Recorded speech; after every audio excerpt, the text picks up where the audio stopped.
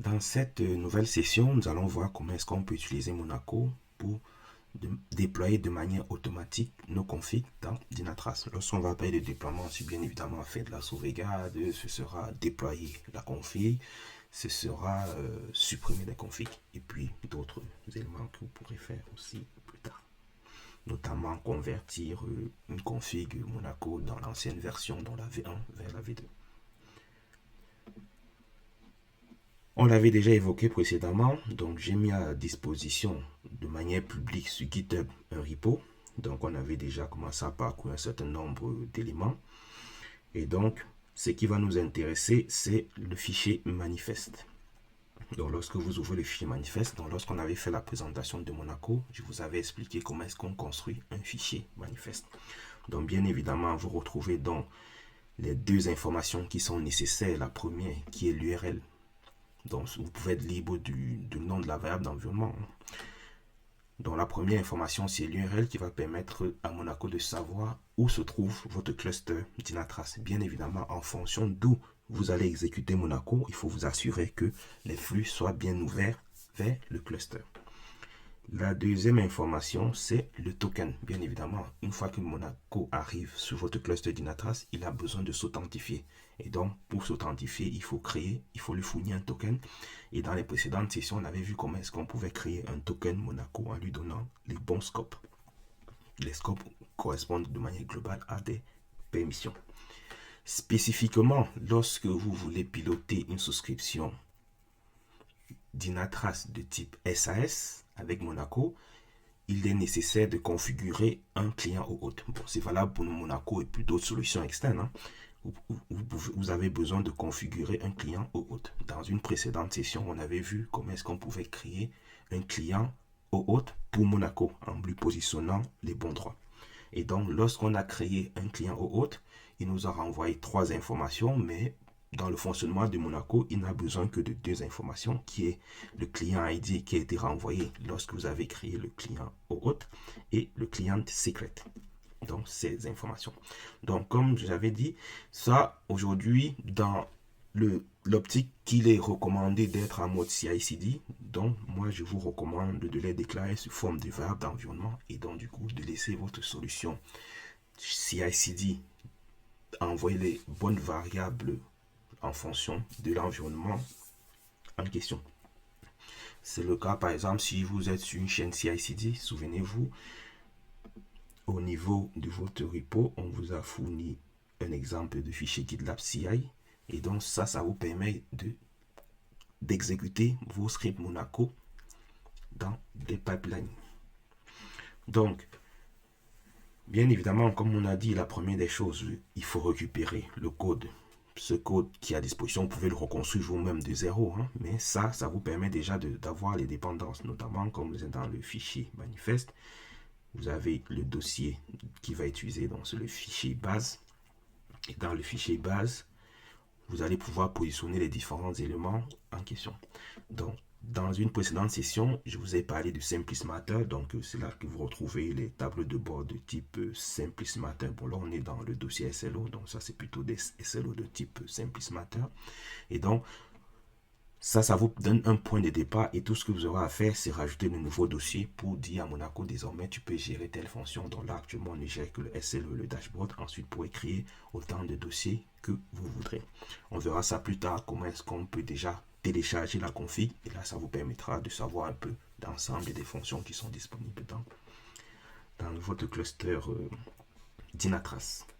Bien évidemment, lorsque vous téléchargez, vous remarquez qu'ici, il n'y a pas de binaire. Donc, pour rester dans les bonnes pratiques, on ne stocke pas du binaire dans les repos Git.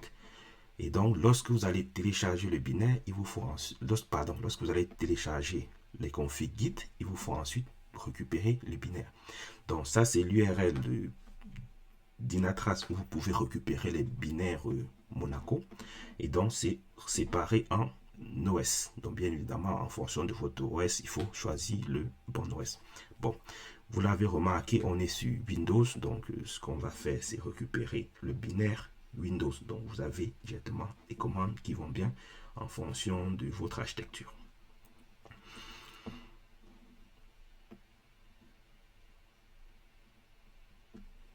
Donc, Dans cet émulateur Git Bash, donc si on regarde son contenu, j'ai déjà récupéré le repo Git, donc j'ai tout simplement fait un Git clone, donc j'ai récupéré le repo Git. J'ai aussi récupéré les binaires Monaco lorsqu'on est en environnement Windows. Donc ici, ça c'est la partie Mac, et là vous avez les binaires pour un environnement Windows. Le binaire, comme vous voyez au niveau du output, il est souvent recommandé de retirer la release. Mais moi, j'ai préféré garder la release pour vous faire bien remarquer qu'on est sur du Windows.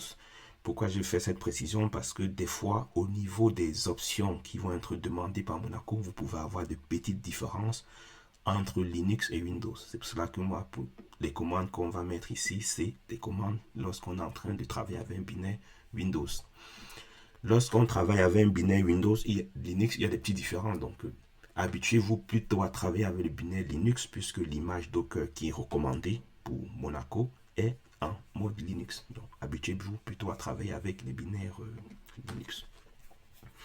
Donc, compte tenu du fait qu'on a récupéré notre code source pour avoir un point de départ, donc bien évidemment, on a un fichier manifeste qui est déjà prêt à l'emploi. On a un fichier de base dans lequel on a mis les premiers configs à gérer par Monaco. Donc tout ce qu'on peut faire, c'est déjà par exemple appeler le binaire. Donc lorsqu'on appelle le binaire, on peut voir les différentes commandes qui sont disponibles. Vous pouvez avoir la version Monaco, vous pouvez avoir cette aide, donc sans les options, sans les commandes, il vous affiche l'aide. Donc ce qu'on va voir aujourd'hui, on va voir un peu comment est-ce qu'on peut utiliser la commande delete, la commande deploy et la commande download. Donc bien évidemment, je vous rappelle, la commande convert va vous permettre, si vous arrivez dans une équipe projet qui travaille par exemple avec Monaco, mais c'est en V1, et comme on a précisé qu'avec la V2, la structure a totalement changé, il vous faut utiliser la commande convert. Donc vous pouvez regarder les précédentes sessions pour voir comment est-ce qu'on convertit un code source. Mais vous pouvez aussi utiliser l'help qui est très bien détaillé. Donc, la première des choses, vous vous souvenez, dans le fichier manifeste, on a positionné des variables d'environnement. Donc, la première des choses, c'est qu'il faut qu'on positionne nos variables d'environnement. Donc, on avait parlé de la variable DTURL. Donc, bien évidemment, vous remarquez que l'URL, c'est bien l'URL de votre souscription. Pour rappel, lorsque vous serez sur une souscription managée, donc ce sera une URL en dynatrace.com, mais ce sera une URL qui portera votre domaine en fonction de la manière avec laquelle vous avez fait votre installation. Donc bien évidemment, je récupère l'URL de ma souscription SAS et je récupère l'URL, le token de ma souscription. Bien évidemment, si vous travaillez avec une offre SAS ou une offre managée, ça fonctionne exactement de la même manière. Donc je récupère mes deux tokens que je positionne au niveau environnement. Compte tenu du fait que je suis en train de fournir un cluster de type SAS, c'est à ce moment que je vous ai dit, dans notre fichier manifeste, vous vous souvenez, dans notre fichier manifeste, on a dit si on est en mode SAS, en plus de fournir l'URL et le token, il fallait fournir le client ID et le client secret. Et donc, c'est pour cela qu'on va faire deux nouveaux exports pour positionner le client ID et le client secret. Et donc, ayant fait cela, on dispose donc de l'ensemble des éléments pour pouvoir faire nos premières configurations. Donc, j'ai préparé déjà un certain nombre de commandes, mais ces commandes, vous pouvez les construire à partir du help, hein, et se construisent assez facilement. Donc, vous pouvez faire... donc, je rappelle ma commande, et puis vous faites par exemple, bon, la première commande, on va faire la commande de download. Et donc, lorsque vous faites, vous pouvez rappeler, donc comme vous avez vu, donc j'appelle la commande Monaco, donc je lui dis je vais travailler avec, j'appelle la CLI Monaco et je lui dis je vais travailler avec la commande download et je lui dis affiche-moi l'aide. Et donc du coup c'est comme ça que vous pouvez retrouver la syntaxe que nous avons construite ici. Lorsque vous faites du download, Monaco va toujours vous demander de fournir un environnement. Donc c'est pour cela qu'à ce niveau, on lui a fourni l'environnement. Cet environnement, il est défini dans votre fichier manifeste. Donc, c'est cet environnement que vous aurez défini ici. Donc, je positionne ma commande et puis je n'ai plus qu'à l'exécuter. Donc, cette première commande, elle va permettre de télécharger l'ensemble des configurations disponibles sur votre cluster. Donc, dans notre cas, c'était ce cluster. Ce qui est très important lorsque vous travaillez avec Monaco, c'est de toujours surveiller vos sorties. En général, ce sont dans les dernières commandes. Donc là, Monaco vous informe qu'il a fini le téléchargement. Donc, en général, si vous avez un problème, le problème sera affiché. Donc, si je retourne par exemple dans ma config, donc ici, on retrouve bien notre repo, on retrouve le binaire qu'on a téléchargé. Dans le fichier gitignore qui est fourni dans le repo, donc vous remarquez qu'on a rajouté une exclusion sur les fichiers Monaco. C'est ça qui permet que même si vous téléchargez et que vous décidez de pousser vos configs, vous ne pousserez pas le binaire. Je vais aussi aborder l'exclusion qui est faite sur ce dossier et ensuite ce dossier. Donc, le premier dossier, c'est le dossier .logs. Le dossier .logs, donc Monaco est venant du monde de l'observabilité, donc il comprend bien que pour qu'un système soit observable, il faut qu'il émette des données. Et donc, à chaque fois que vous allez lancer une commande Monaco, si vous ne précisez pas un fichier de destination des logs, par défaut, il va l'envoyer dans un dossier qu'il a appelé .logs. Donc, c'est pour cela que si vous construisez votre repo Monaco de 0, pensez bien à exclure le .logs parce que c'est le dossier par défaut dans lequel Monaco va déposer ses exécutions. Donc, ça, c'était le premier dossier. Bien évidemment, on vient de lancer une commande de download et donc Monaco a créé un dossier dans lequel il a stocké votre sauvegarde et ce dossier a été eurodaté. Donc, au moment où vous avez lancé la commande Monaco, si on revient sur le help, vous avez une option -O output folder si vous souhaitez personnaliser ce dossier. Donc, pour l'instant, on n'a pas positionné et donc du coup, il utilise le dossier par défaut qui est un dossier download pour lequel il a horodaté. Et donc, c'est pour cela qu'on a décidé d'exclure aussi ce dossier. On va regarder le contenu de ce dossier. Donc, lorsque je rentre dans le dossier, bien évidemment, souvenez-vous, dans le fichier manifeste, on peut définir plusieurs environnements. Et dans le fait de définir plusieurs environnements, c'est pour cela que lorsqu'il fait son téléchargement, il refournit toujours un fichier manifeste qui est désormais le fichier manifeste, mais avec, par exemple, les informations qui sont dues parce que l'URL Dynatrace peut l'accepter en dur. Mais ce qui est le plus important, c'est le dossier qui vient avec, dans lequel vous pouvez donc retrouver l'ensemble de vos configurations. Donc, si vous avez des tableaux de bord, vous les retrouverez ici. Si vous avez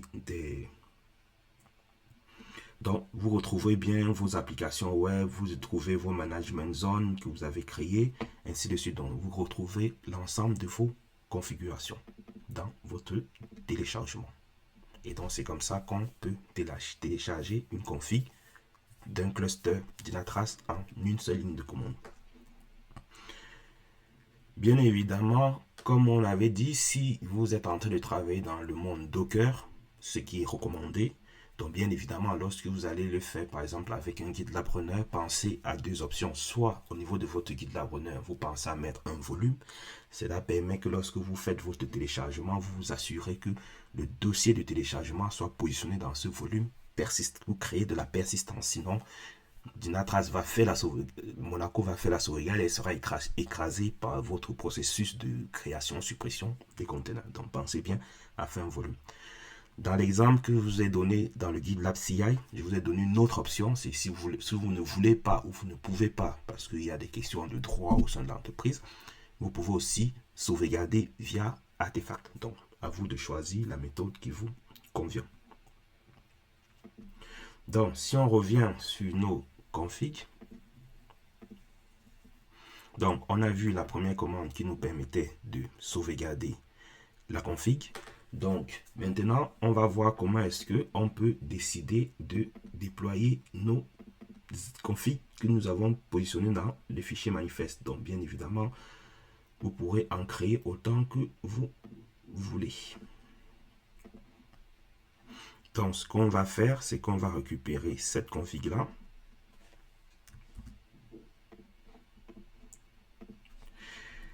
L'élément très important, c'est cette option que j'ai positionnée à la fin de la commande. Donc, bien évidemment, j'appelle la CLI Monaco. Je lui demande de me faire un déploiement. Je lui fournis mon fichier manifeste pour qu'il sache où aller pour faire mon déploiement.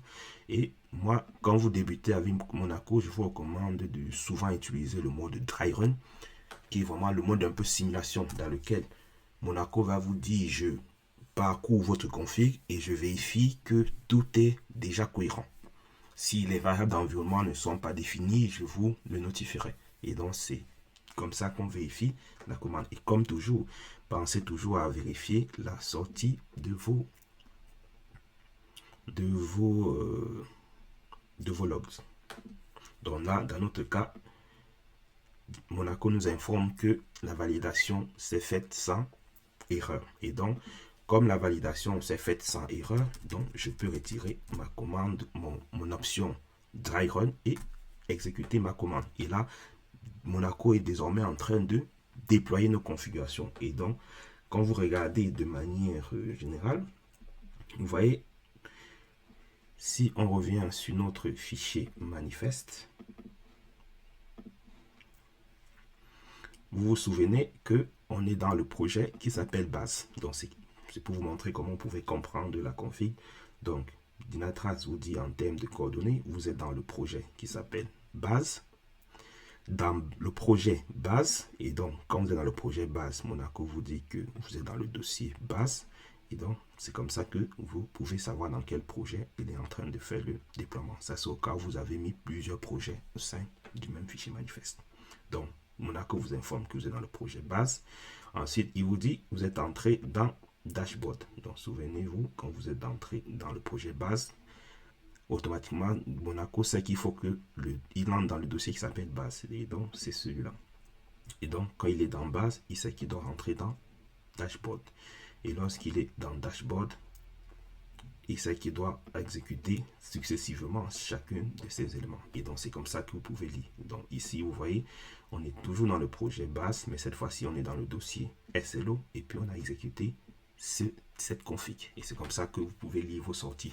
Ça, c'est très important. Ça va vous permettre de débugger parce qu'imaginez-vous que c'est spécifiquement ce déploiement qui va en erreur. Donc, si vous n'êtes pas capable de lire les coordonnées, ça va être difficile de retrouver l'élément qui est en erreur. Et donc, si Dynatrace vous dit que c'est ce déploiement qui est en erreur, bien évidemment, il vous indiquera que vous avez une erreur ici et il mettra aussi un message tout à la fin. Et donc, si vous avez une erreur à ce niveau, c'est comme ça que vous pouvez regarder les coordonnées pour savoir à quel niveau se trouve mon erreur. Est-ce que c'est dans du SLO? Est-ce que c'est dans tel projet? Donc, ça aussi, c'est très important. Donc, quand je reviens sur mes commandes, donc bien évidemment, on avait fait le premier avec le dry run pour tester la config. Et puis, la deuxième qu'on a lancée, souvenez-vous, c'était celui sans le dry run. Donc, pensez à faire le dry run en tout début lorsque vous commencez à manipuler. Mais une fois que vous aurez acquis une certaine maîtrise, de toutes les façons, vous le mettrez dans des chaînes pipeline CI/CD. Et à ce moment, vous n'aurez peut-être plus besoin de faire du dry run. Une chose aussi, c'est vous pouvez dans un premier temps, déjà dans votre chaîne CI/CD, déjà positionner celui-ci.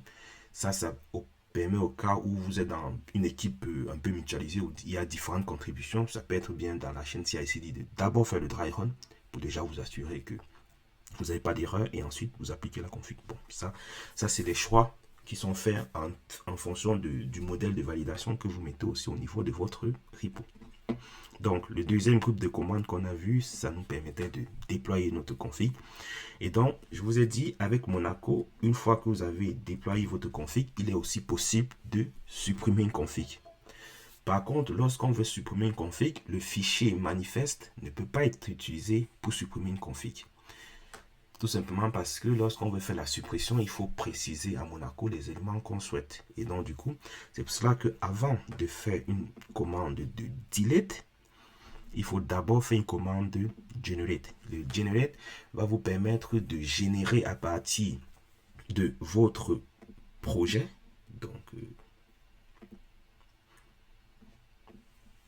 Donc à partir du contenu de... Pardon.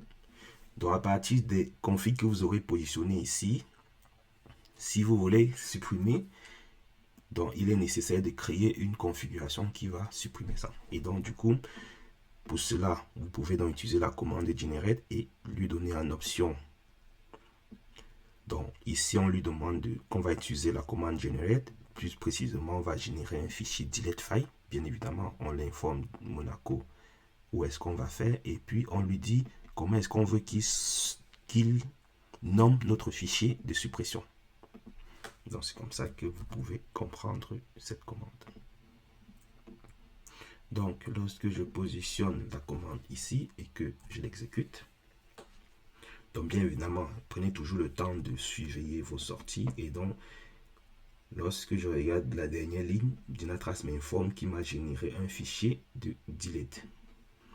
Donc, si je reviens à la racine du repo, donc désormais, j'ai un fichier qui s'appelle delete.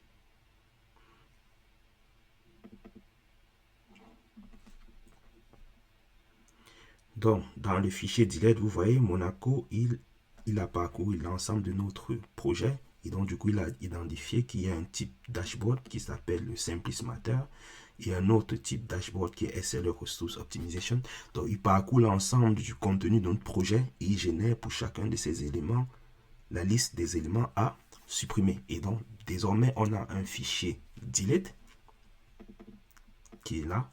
Et donc, maintenant, on peut faire appel à la commande delete et lui donner donc en paramètre notre fichier de delete. Donc, soit vous pouvez passer par le fichier, par la commande generate, ou si vous êtes déjà habitué à la syntaxe du generate, vous pouvez donc directement éditer le fichier et rajouter en respectant la syntaxe du fichier. Moi, je peux faire en général passer par là, mais vous pouvez dans des cas précis, vous avez besoin de créer manuellement. Donc ça, c'est maintenant les adaptations que vous devez faire en fonction du modèle de l'entreprise. Donc je récupère mon delete et je positionne dans ma config et puis je l'exécute.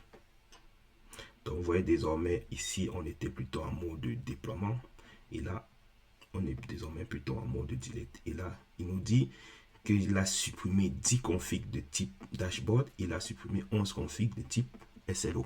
Et donc, c'est comme ça que vous avez le rapport où, si vous êtes par exemple, vous connaissez exactement le nombre d'éléments, vous pouvez aussi vérifier que oui, on avait bien 10 éléments dans notre config. Donc là, dans cette session, on a vu comment est-ce qu'on pouvait télécharger la config d'un cluster Dynatrace. On a vu comment est-ce qu'on pouvait déployer une config Dynatrace à partir de Monaco. On a vu comment est-ce qu'on pouvait supprimer le déploiement qui était fait par Monaco.